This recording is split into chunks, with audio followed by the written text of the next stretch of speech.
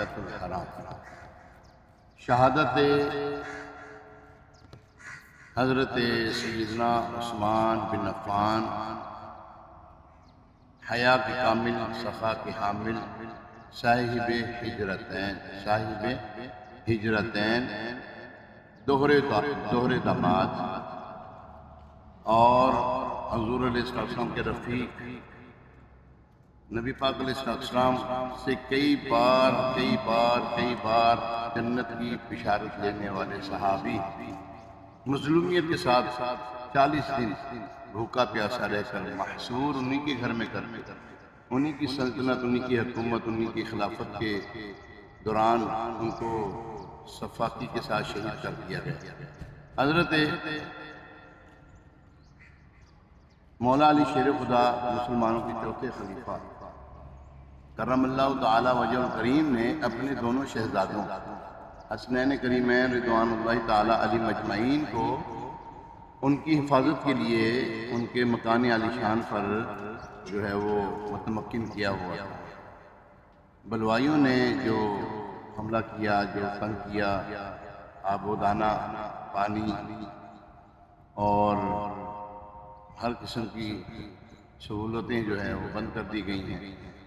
اچھا، دنیا میں جو ہے وہ شیب ابی طالب کا بھی ایک ہمارے دین اسلام میں، ہمارے تاریخ اسلام میں شیب ابی طالب، یہاں پہ حضور علیہ السلام کو 3 سال محصور رکھا، 3.5 سال محصور رکھا، وہاں سوشل بائیکاٹ کیا گیا۔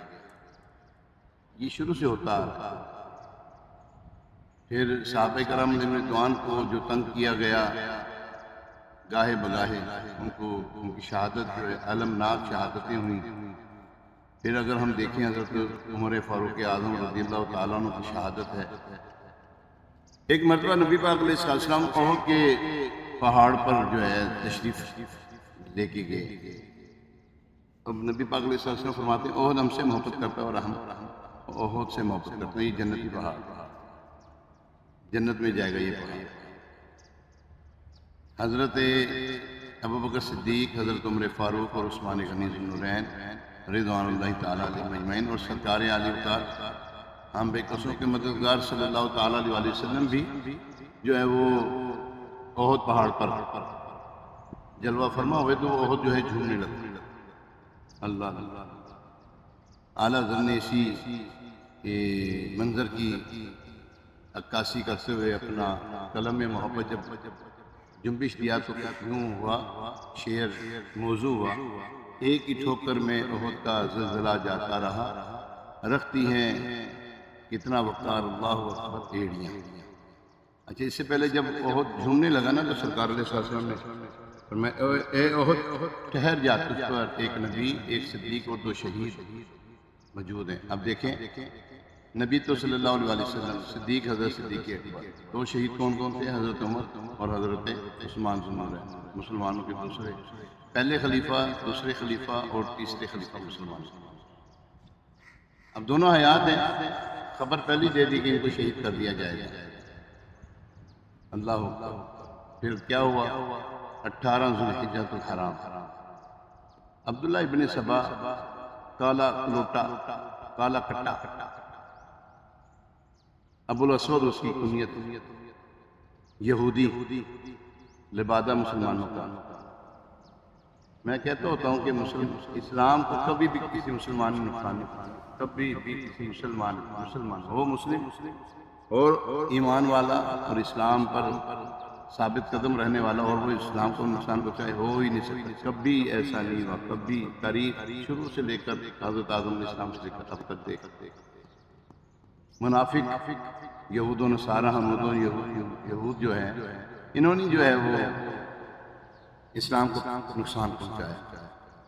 انسان اس چیز کو کم از کم سوچے تو صحیح کہ ایک مسلمان ہے، وہ صراحتاً کبھی کلمہ طیبہ کی بے ادبی نہیں کرے گا، کبھی جو ہے وہ قرآن پاک کو ہاتھ میں پکڑ کر، مصحف شریف کو ہاتھ میں پکڑ کر کبھی اس کی بے حرمتی نہیں کرے گا، کیونکہ اس کو پتہ ہے یہ اللہ اور اس کے رسول کو مطلوب نہیں ہے۔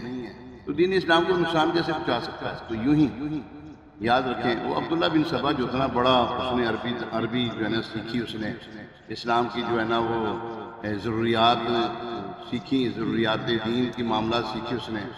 اب اس نے جو ہے نا حضرت علی رضی اللہ تعالیٰ عنہ کی جو ہے نا شان میں قصیدے گانا شروع کر دیا. وہ الفاظ کہنا شروع کر دی جو حضرت علی رضی اللہ تعالیٰ عنہ میں تھے نہیں. اب کہنے لگا حضرت علی کو کہ آپ جو ہے نا وہ اللہ ہو، علی جو ہے وہ اللہ ہے.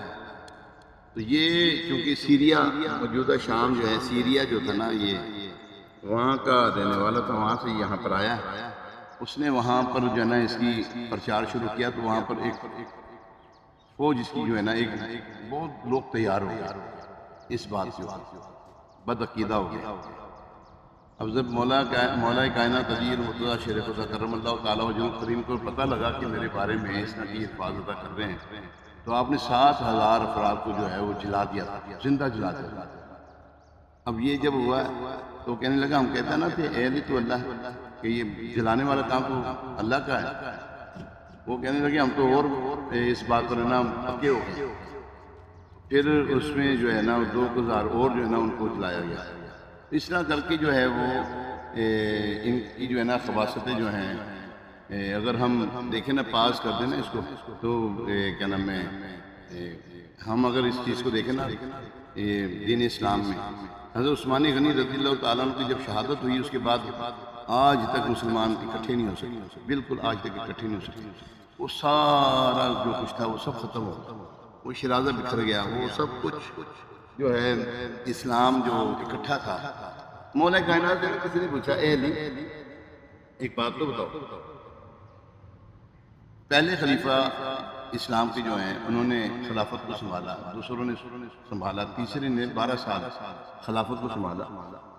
ان کے دور میں اتنے فتنے نہیں تھے، تمہارے دور میں اتنے فتنے کیوں ہیں؟ فرمایا ان کے مشیر ہم تھے اور ہمارے مشیر تم ہیں. بندہ اگر ٹھیک ہوئے نا، کسی سربراہ دے کے بندہ ٹھیک آئے ہوئے اور مشیر ٹھیک ہونا تے بیڑا پار ہو جاتا. پھر حکومت دا بھی، خلافت دا بھی، اگے معاملات بھی دین اسلام کے. اسی طرح دیکھیں امام ٹھیک ہو تو سارے مقتدی ٹھیک ہوں گے، ان کی نمازیں ٹھیک ہوں گی.